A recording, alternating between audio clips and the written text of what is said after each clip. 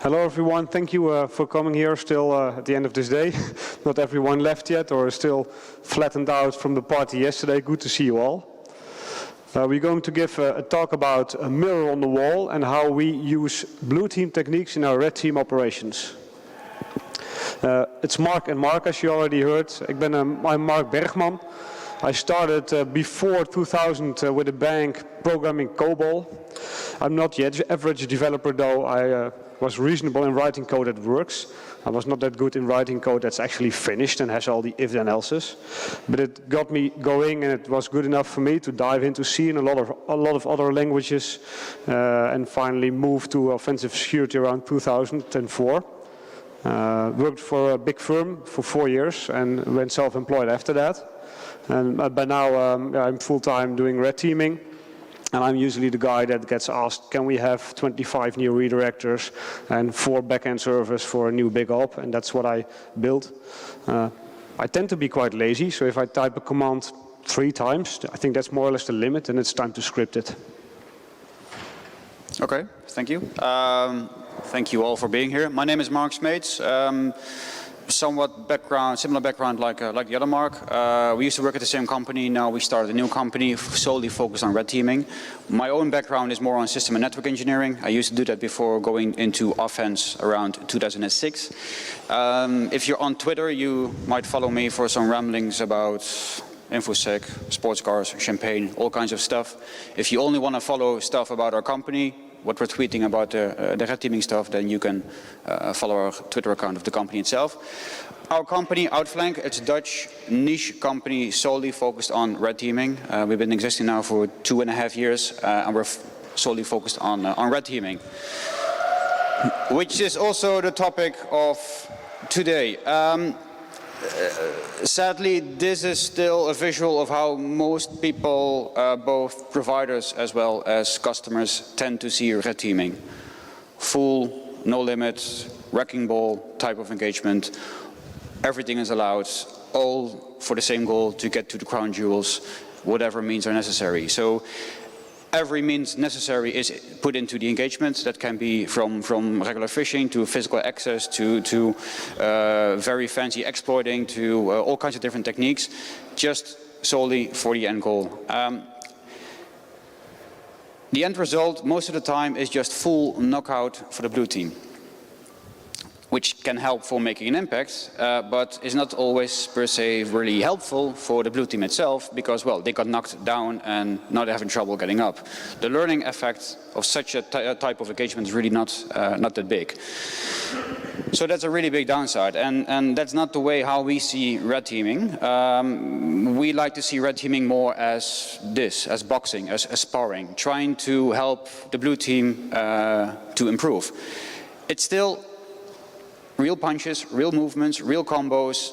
The punches still hurt, but more an exercise environment where we tune our level to the level of the blue team in a way that they are excelled in their own expertise. We try to bring them up a level. So it's fundamentally different. To put this into perspective, how we see the red teaming that we do compared to other types of security services, this is our view. It's not per se that we're saying this is the truth, but just to give you an understanding of how we see things. If you would compare red teaming to pen testing would be way more efficient. It would be less realistic. So you can divide within a few axes, realistic versus efficient, and assessment versus exercise. Purple teaming, for example, would be way more of a true exercise and more efficient, where red teaming would be way more realistic. The same goes for hacking to hit card, and the same goes for CBEST. CBEST is the red teaming framework from the Bank of England. We tend to do many red team engagements via the Tiber framework. So where we put red teaming, the same goes for Tiber. It's more realistic compared, as the way we see it, compared to the other frameworks. You see also that it kind of fades up. That gives us the opportunity during an engagement, during a red teaming, to either make a second scenario or a third scenario where we are leveling down, so we are easier caught. It also allows us during the engagement to get caught. We might fly in under the radar, try to get our nice channels up and running, try to go for the gold. In the end, if we're not caught, just scale up our visibility. Drop mimikatz.exe on a domain controller, let's see what happens, that kind of thing. We really think this is a must-have for red teaming. If you guys, I'm not sure how many red teamers are there in the room. A handful, blue teamers? Yeah, I would say keep challenging the parties that bring red teaming to you as well. I think if during a red team there's no detection, then the red team failed. Yep. Most people tend to see it the other way around. The red team makes a dance if they can get to the crown jewels without being caught. But where's the lesson in that? So a red team with no detection is a fail for the red team as well. So, balance. I tried searching for a balancey thing with red and blue, so I found this. The reason why this is in here is that in every engagement we balance our level to the blue team. And during time we see blue teams becoming more mature, and they're trying, thankfully, adapting new adagios, new theories like assume compromise. So the blue teams they know that they don't need to solely focus on the external perimeter, but also focus on the inside of the internal network. Assume compromise. So the same goes for the attacker's playground, where they use the internal network to set up traps where the attacker can be caught. It slows us down, which are good things. So the blue teams are getting more mature. And at the same time, the red teamers are having a more difficult time because there are more demands to the red teaming being performed. Multiple scenarios, bigger engagements, multi-team member, bigger infrastructures. The red teamers' job is becoming harder, which is a good thing, by the way. The last thing that we want to do during a red teaming engagement is that we are being caught, and immediately the blue team thinks, well, this is not a true attack, this is a red teaming, so we should not be going into the stress mode because it's just a red teaming and it's just an engagement. We don't want to pull all-nighters to do the proper investigation. So when we are being caught, we need to think about the way that we're being caught in order to still get to that stress level at the blue team side. We're sort of planning on being caught, and also planning on how to move forward from there. Because in our opinion, when we get caught or when we get seen, part of the operation gets seen, that's where the game starts. Yep. So we need to level up. We need to become more mature. We need to be more in control. So that led to a few questions that we asked ourselves. How can we become more in control of our ever-expanding bigger infrastructures? And if we're more in control, are there possibilities that we can detect that the blue team is detecting us? Can we see that in advance? And can we use that knowledge to maybe extend the whole operation and make a better operation? That got us thinking. And to cover that all, we're going to answer this question, we're going to cover three topics: the advanced infrastructures that we are using with the red teaming, how to monitor all the relevant events, and how to do the analysis detection. Yep. Yes, before we dive into this detection and how that works, I think we first have to cover some basics on what does red team infrastructure actually look like. As most people pen testing, they have their laptop, likely with a Kali installation. That can be more or less the basis where you start doing pen tests. But as we really see that red teaming is a totally different kind of game, you will also see that there's more components involved. I think the typical components every red team should use, or will use, is a backend server, the C2, the team server, or the command and control server, where the main operation takes place. We tend to use a lot of CobolStrike, so in the rest of this presentation you'll see that once we're talking about C2 traffic or C2 servers, it's often aimed for CobolStrike, but the same would go for PowerShell Empire, Puppy, and all the other parties and all the other products. Any CobolStrike users here? Okay. A handful of other tools often used, PowerShell Empire, Puppy. All of the above. Yeah, all of the above, yeah. Well, I think everyone has to you need to have your servers to have your incoming connections, and also I think it's quite common, at least I hope it's quite common by now, that everyone uses redirectors in their infrastructure. Domain front ring is a technique often used, was possible through Google, they changed some things there, in Amazon it's still possible, and it's a bit shifting technique. It might be still possible in some certain cases, maybe hint, hint, hint. Yeah. To go with Google, yeah. Throwaway identities, I think everyone deploying Red Team first needs to engage their victim, and you start on the more social level. We tend to do a lot of LinkedIn identities or email accounts that we can use to initiate contact without giving away who we are, of course. And then the one that might sound real normal, we use a VPN to browse. Doesn't everyone do that? No. Now and then you get we hear of situations where the Red Team maybe just visits the website of their future customer and does that through a VPN. Well, if there's just a slight hint during the operation that might be a Red Teaming going on, you would be surprised how quick sysadmins go searching through logs who has visited their infrastructure. So yeah, do that through a VPN. And I think the component that might not be that commonly used, but we tend to use them, multifunctional redirectors. So we don't use a redirector just to forward traffic. It does a lot more in our infrastructure. Web-based file servers for serving files. We tend to use HTML smuggling a lot. HTML smuggling is a technique whereby we don't offer a file to download, but basically we offer a HTML site with JavaScript in it, and on the browser of the victim, the JavaScript will assembly the document and deliver it for a local download.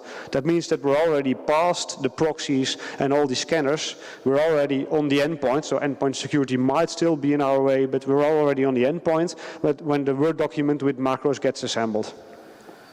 And then we use tracking pixels, like you would see in marketing emails, and we use a lot of them.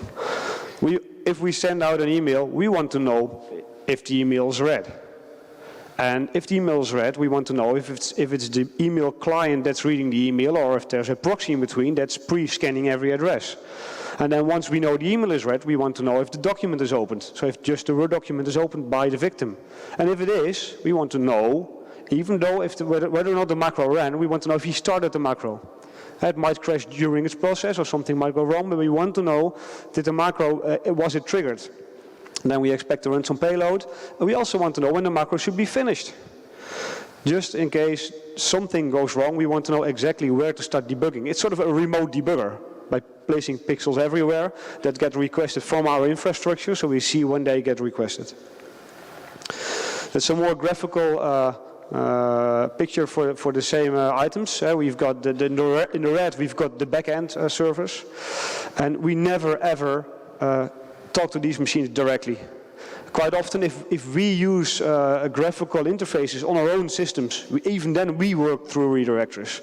You can never ever make the mistake, this red area, so our own backend, you burn that quite fast, and it's quite hard to maintain and hard to build up. We do build it up per client, new systems per client, but you don't want to be cycling through those. For a few reasons. First of all, and I think that's the most important, and we're most certainly not too lazy to build a lot of these things, but they're on our own hardware. Sensitive data of customers might be on these machines. So we're not going to do that at some virtual machine. It's going to be our own bare metal where we build up this infrastructure. So that for one is a reason that they're not easily replaced. I've got only so many IP addresses and IP space to give away there.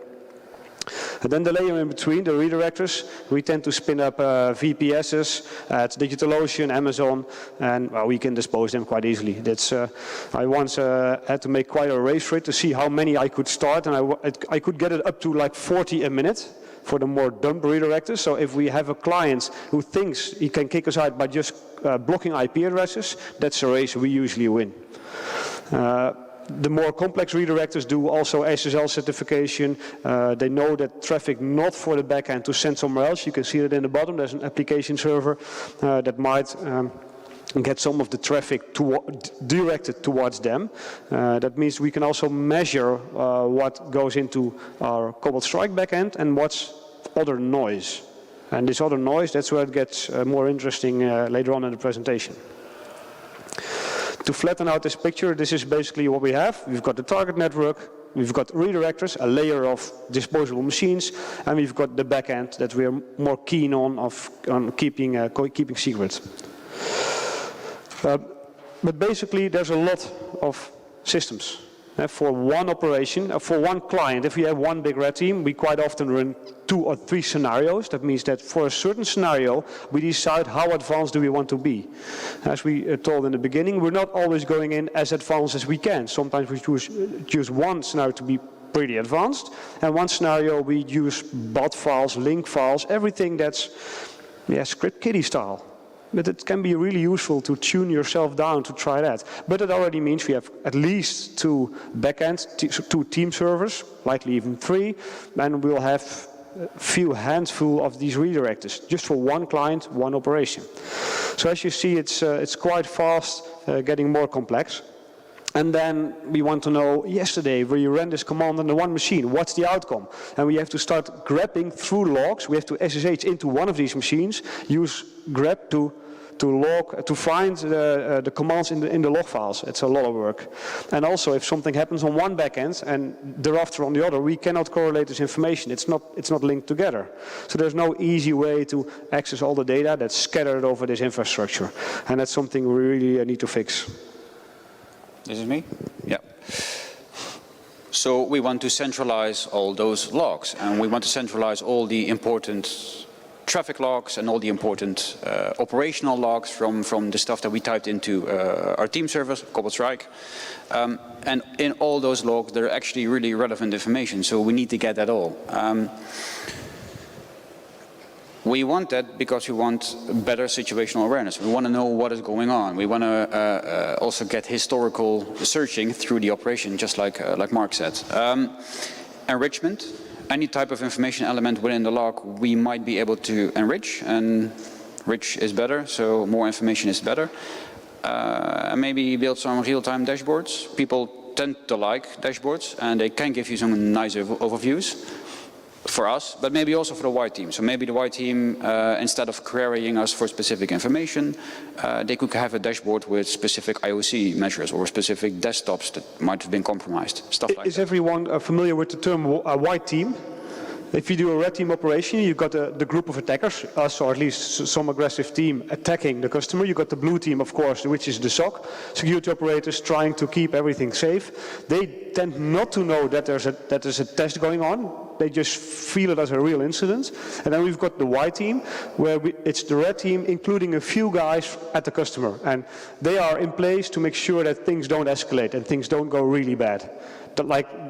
People don't get fired if their name hit up in a log, or that the police isn't called or is called, whatever the terms on the agreement are, but at least you need to monitor that. That's what the white team is. So we want to give them information, we want to give them some auditability, if you like.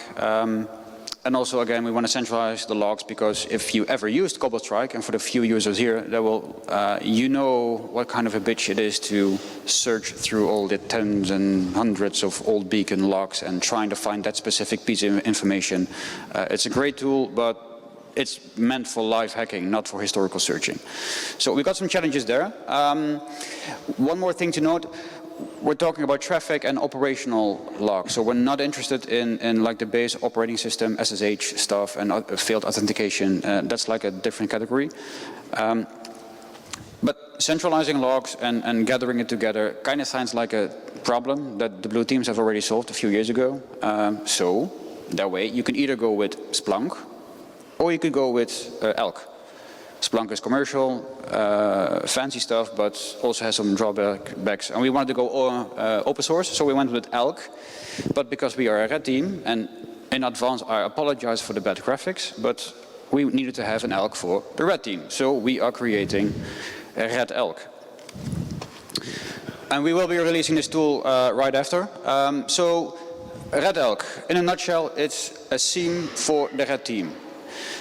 We're using Elk.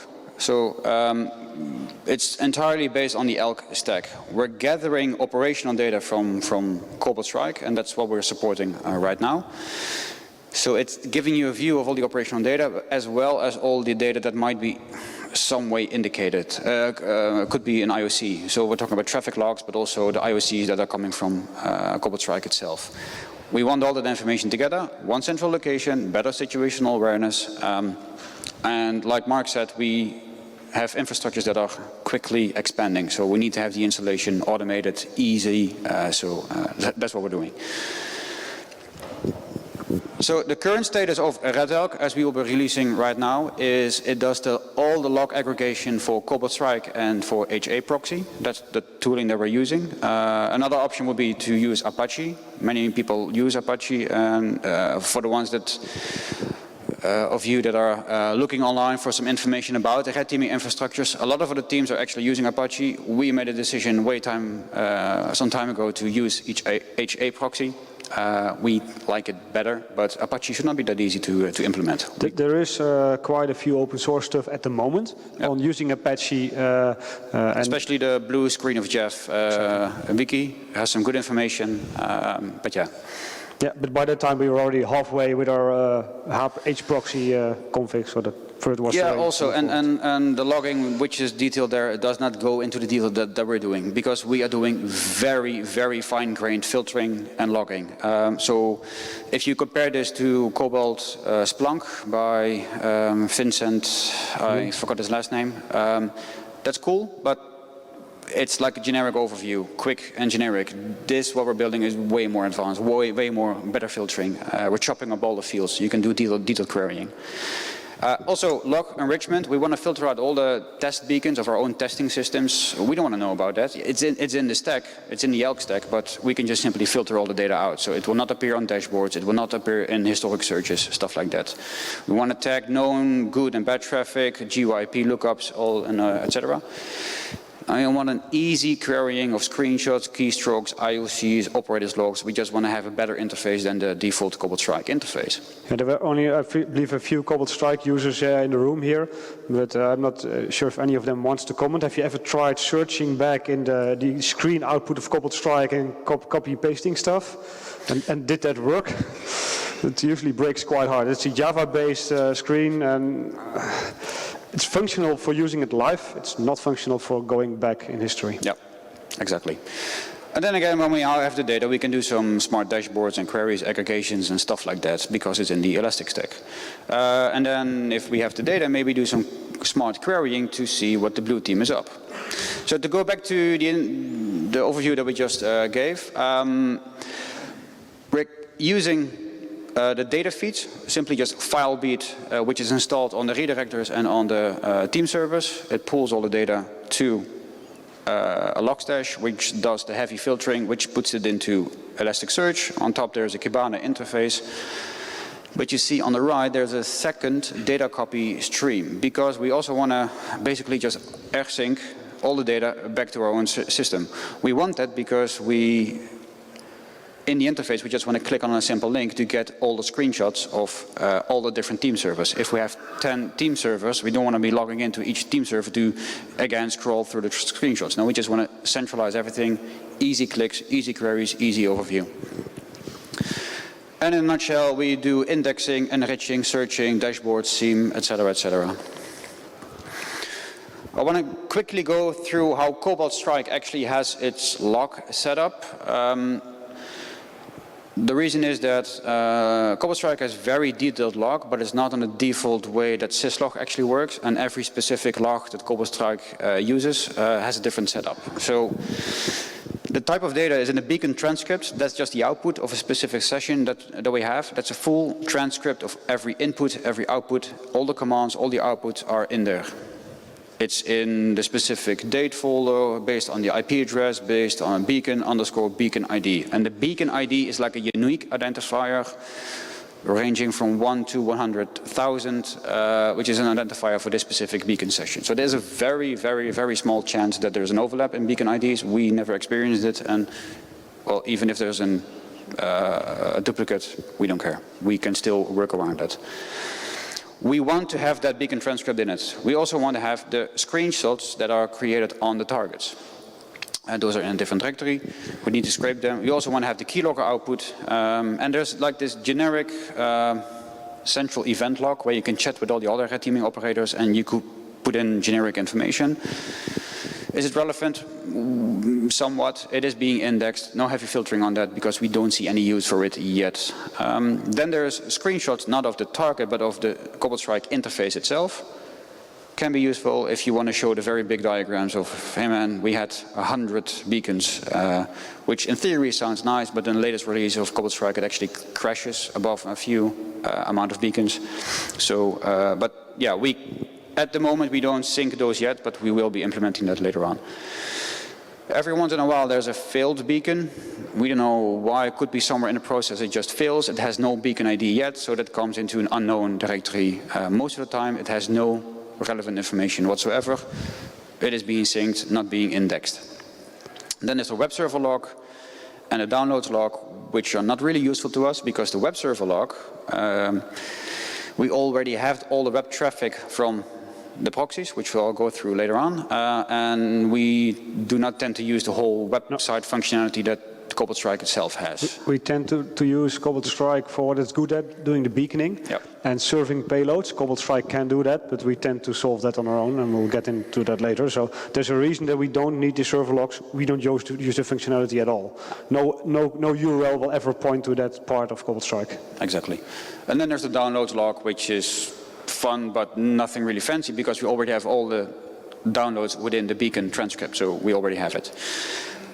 Big important thing, you could use AggressorScript, which is the scripting language on top of CobolStrike to do all fancy stuff. We tend to use just the basics, no extra scripts because, well, we already get all the important stuff. We don't use the script to generate logs because we do use. We've got our own virtual assistants that does a lot, which is a big CNA script. But well, for logging, we don't use it at all. Yeah, exactly.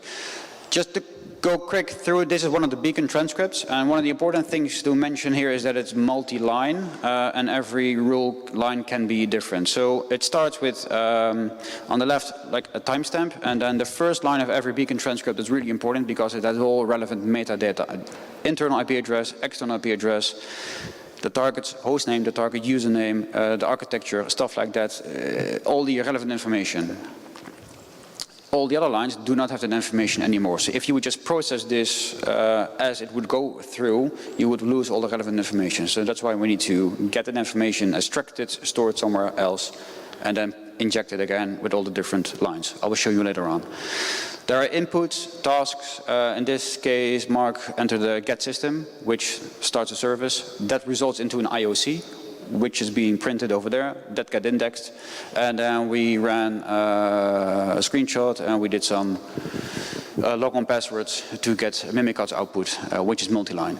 You can see here that it's totally different from how you would find log lines in syslog, where all the information is always on the same line. Yep. That's not the case in CobolStrike. So, looking at the HA proxy logs, that's more like syslog type. The important things here are that there is like the basic syslog identifier, and then we have a front end and a back end. And the front end is like the interface where the proxy got the incoming traffic from, and the back end is how it's, after all the filtering rules, decided to go for the specific backend. So in this case, traffic came in via the interface that we defined, that we named www HTTPS antivirus on that specific IP address, and we redirected to the backend www decoy. You will see that the IP addresses mentioned also include the FFFF, which is nowadays Linux mentions IPv4 addresses when you have IPv6 enabled in this way, and we filter out those FFFs already in Logstash, so no worry there. Maybe it's good to add something on why we split on our redirectors. We split the traffic so much. We have our C2. So our command and control data that goes to CobolStrike, so we can actually steer the beacons that are out there in the field on the laptops. But if we have an investigator, a technical investigator searching for one of the URLs we use, we like to catch that URL. If it's just a get from / or index.php or whatever, we like to catch that and send that to a decoy site. In our case, it's quite often a locally hosted Apache on another port, and it might show some complex JSON, which looks like financial information. So even if the investigator thinks it might be somewhat evil, in a financial institute, you've got quite some guts if you bring down an interface that might be a valid API. So it's also already a reason to trigger the blue team in thinking ahead and thinking further. So the decoy side in our case is often not an empty side. It actually mimics something that looks important. Okay, and then if you want to have the full user agent and the full body, you need to use those custom login format that we have within HA proxy. If you don't use that, you will not get the information, and RedElk requires this, so yeah. So we got all those logs, but they're just logs. We want to enrich them. We want to be like the cool granny. We want to be super cool, enriched with all the bling bling.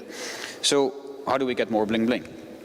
Within CobolStrike, we remember the first line with the metadata info. We inject it every time again for every specific rule. So every line that is being logged has that specific information. Makes it easy to query for specific host names, usernames, etc. And for the redirector, for the traffic data, we do all the GUIP, reverse DNS, see who the IP block owner is. That will easily let you identify if you're being queried by, for example, say Symantec, which does all the scanning from their own IP block, which is marked as being from Symantec, so you will easily identify that. This is a call to Symantec as well. Guys, if you start scanning stuff on the internet, don't do it from your own IP block. Okay.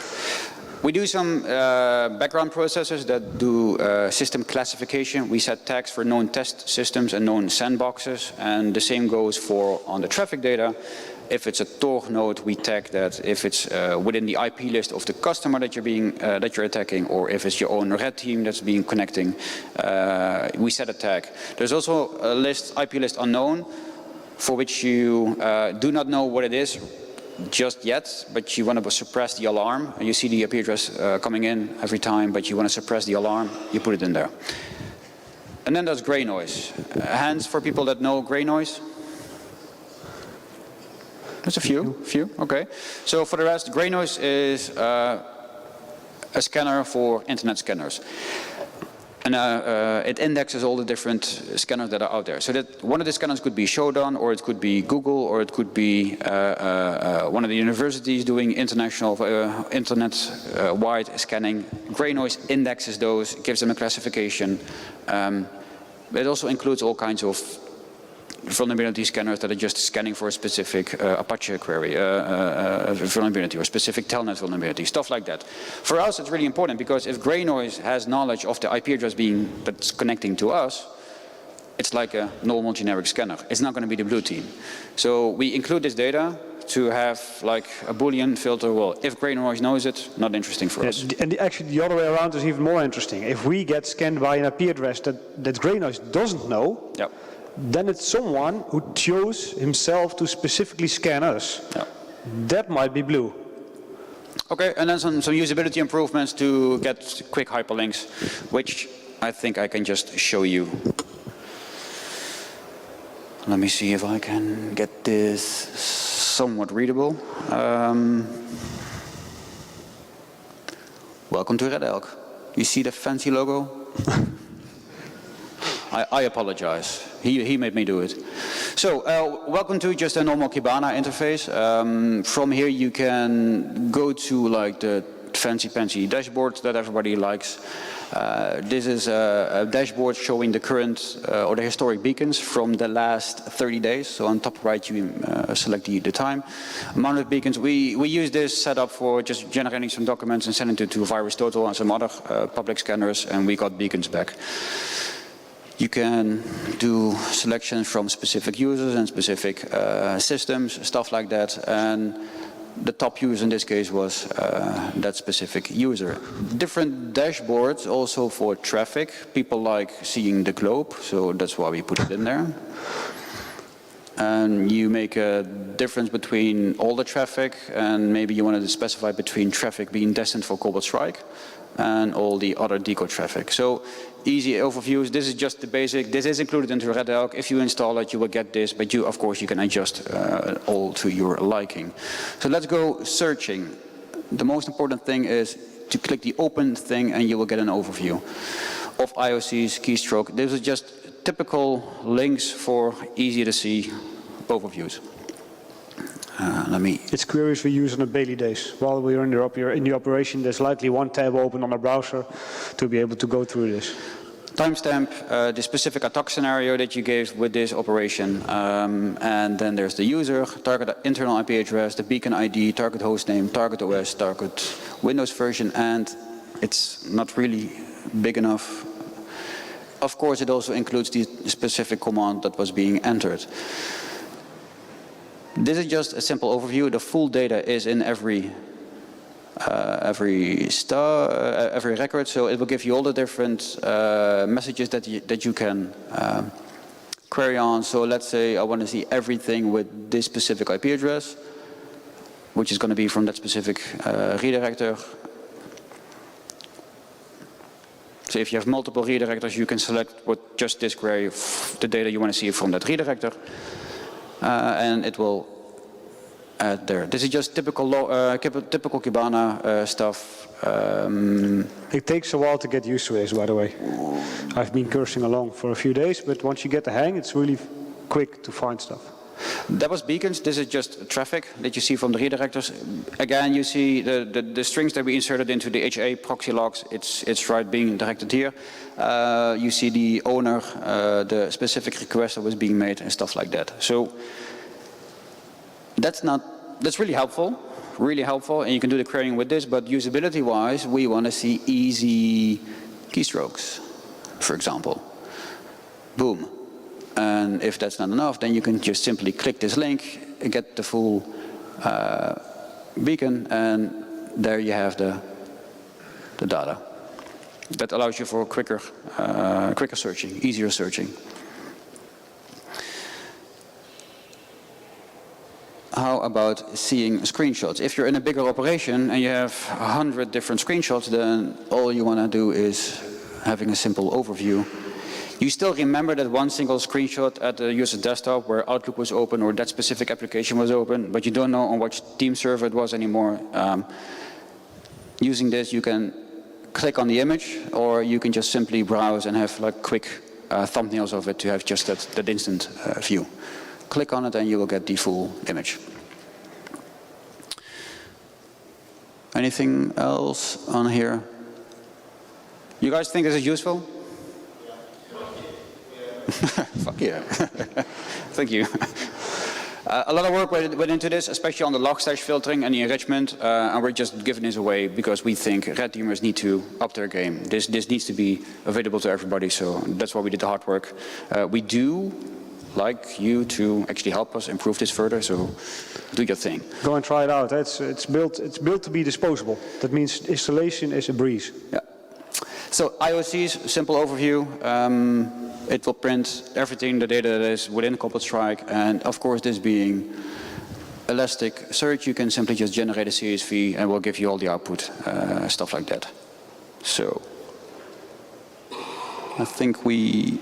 So instead of spending 3 days on making our final log when we write a report for the customer, you can just export a full timeline of what happened when, which commandos were entered and what the result was.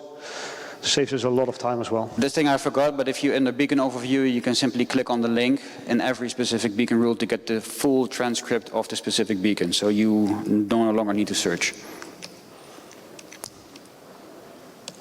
Okay.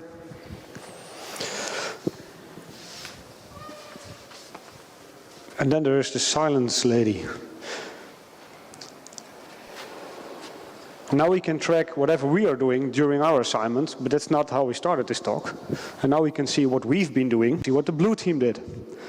But yeah, how do you see the blue team? They're back at the customer side, in some hidden room often, and you don't see them. But quite often, the blue team isn't as silent as they should be. Actually, not at all. And especially now, when we sit on this pile of gold with enriched information, how can we filter this blue team out? The information we have is all the information about the C2 traffic we already have, and also all the information about any noise that might hit our systems. And somewhere in there, there might be blue.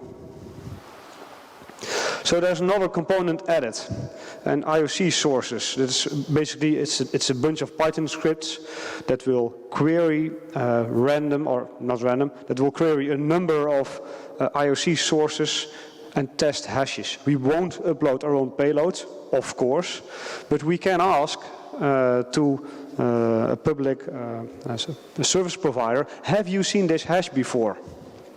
And if we're lucky, we'll say, no, I've never seen that hash before. But quite often during the operation, we suddenly get a hit and it says, yes, I've seen a file with that hash being uploaded yesterday evening, and we know for sure something is wrong. At least we made a detection possible, and we need to up our game or shift around or start playing with that. We've just entered the next phase of a red team, basically. For now, we've made connectors to VirusTotal, which is rate limited, but with proper caching you can get around that, as we don't expect to query for new MD5s so much. We often have a few handful of files out there which we want to monitor. It won't be hundreds, it will be in the tenors, so that's okay within the normal rate limits of VirusTotal. Then we have IBM X-Force. It's rate limited as well. You can actually send an MD5 to IBM and it will give you the report for that MD5. And it's rate limited to 500 a day, I believe, so it sounds quite strict. But if they don't have the report for that MD5, you'll get a 404, and that's for free. So we can basically query the hell out of them, and only the hits will cost us. Do not tell them. Do not tell them. And then there's gray noise, already mentioned, which has quite a high rate limit, and we query them a lot as well. Basically for every IP that we see in our external front end, we will query to gray noise. And that's how we can pretty much see what the blue team is doing. But yeah, then we know. What do we do when we see a blue team? First we dig in.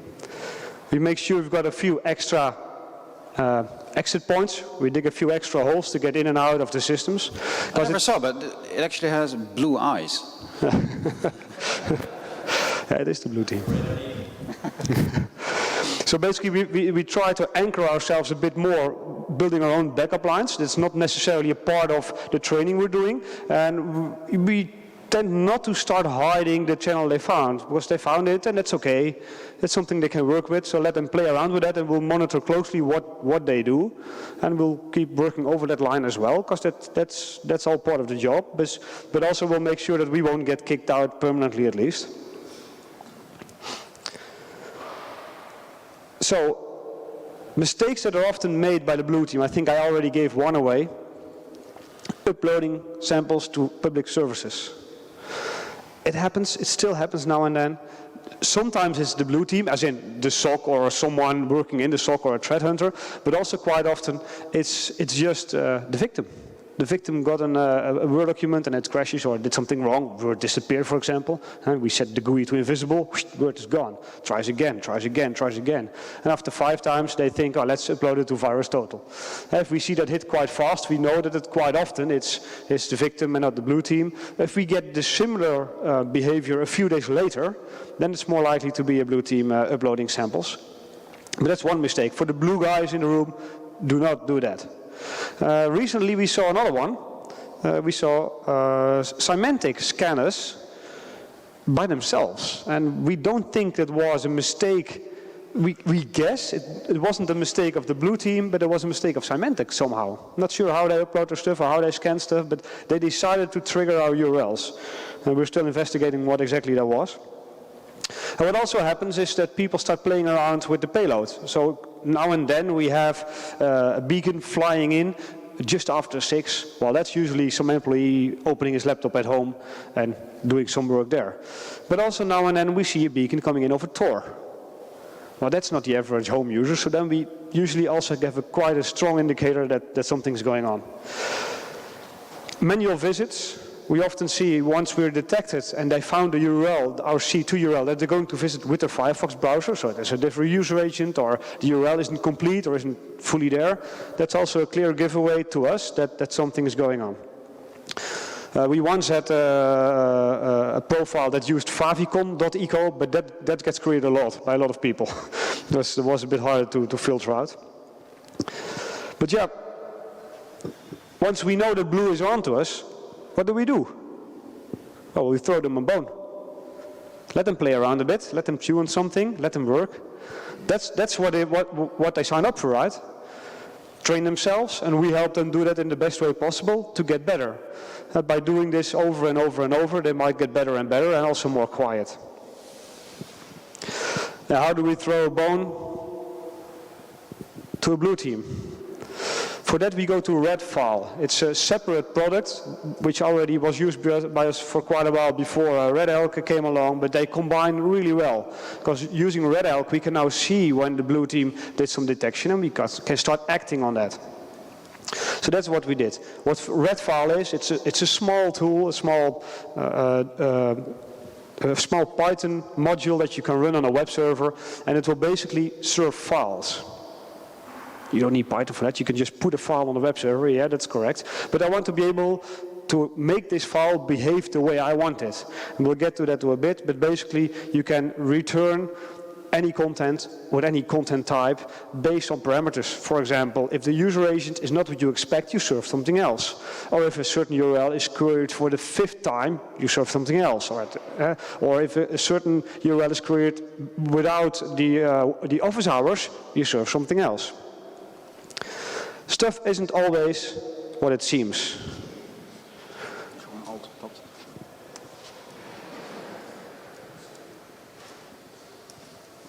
Deze van links.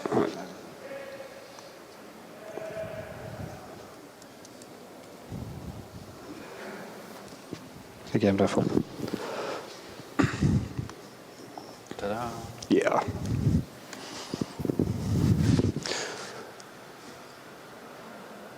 Let me see, de tweede. Denk ik. Niet. Nee, deze one. The last one, yeah. Well, this is one of our redirectors, flexo.strangle.net. If you're going to look for that in antivirus, you'll get a lot of it, because this is the one we've been trying catch me with a lot of antivirus parties by sending in malware to VirusTotal and wherever we could upload them. But here's a URL. URL is almost the same, but it has one unique key in it.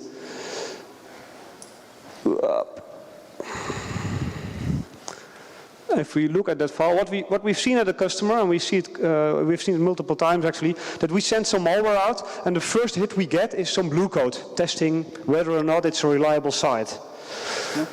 Yeah. So what do we serve to the blue code, or to the proxy? We serve whatever they expect. In this case, we serve a robot.txt. Well, the URL is falling off, but in the end there's a robot.txt. It might be in a bit of an odd place, but other than that, it seems valid. So no harm done there. And then the next step is that the victim connects to us. Well, we don't want to serve the victim robots.txt, of course. So we serve the payload we want them to run. Next step. I'm going to refresh it again, because maybe a few days later, there's this user complaining, weird things happening on my machine, or my Windows sometimes disappears. At least we're trying to get Blue to trigger it. And the Blue team is going to look at this URL, because they've seen it a lot in logs, and what does it do? And someone looks at it and says, hey, but it looks like a Bitcoin stealer. That's bad, because Bitcoin stealing is bad, but as we're not into Bitcoins, it's no harm for us. So we can continue our normal operation. But still, it's interesting though. A Bitcoin stealer in one of our laptops. Let's have a colleague look at this as well. So they also visit the URL and look at the Bitcoin stealer some more, and they decide, well, again, it's not evil for us as we don't do Bitcoin, but it might be time to call in management, because at least we have some sort of an infection going on. And they go to management, have a beamer on, and they show the problem there. And this is what they get. Of course, in a real operation, we wouldn't move on with this picture. But what this is doing, there was this one unique key in the URL, and it's just keeping a log file of how often it's called, and based upon the number, the first time you get robots, second time you get payload, and so on. Basically, the code for this part, this is another dummy, it plays with user agents, but this is all the code, 24 lines you need to build something like this. So if you take the tool we've developed and you start playing around with only a few lines of Python, you can get this kind of behavior. And you can multiply it as much as you want. You might write a small plugin, and there you go. Well, how does this improve red teaming? As we said before, we want to see red teaming as a boxing game. We want to play with the opponent. Let them hit us and we'll hit back. And that's the way, if you never get to train, how can you ever win a real fight? We want to have the blue team onto the skill level where they've trained enough to win a real fight. And in this case, it can be a good decoy. If we think the blue is going to get too aggressive on us, we try to ease them down a bit in the hope that they'll think, it's just a Bitcoin code, a Bitcoin stealer.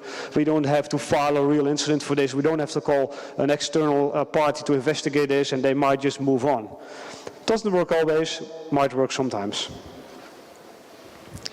Well, then the most important things for today. What should we remember? If the party yesterday was really too heavy on you, or if you really just did not get anything of what we're saying, just try to remember those 3 things. It's very simple. Boxing instead of the wrecking ball. Red Elk, we're releasing it right now. And Blue Team, dear Blue Team, OPSEC. We can see things of what you're doing. So, yeah. I think it's time for questions. If there are any. And while maybe people are asking questions, I will get GitHub up and running. It will be in GitHub in no time. At least the RedFoul is on my laptop, so I'll grab it in a minute, and Red Elk is going on there right now.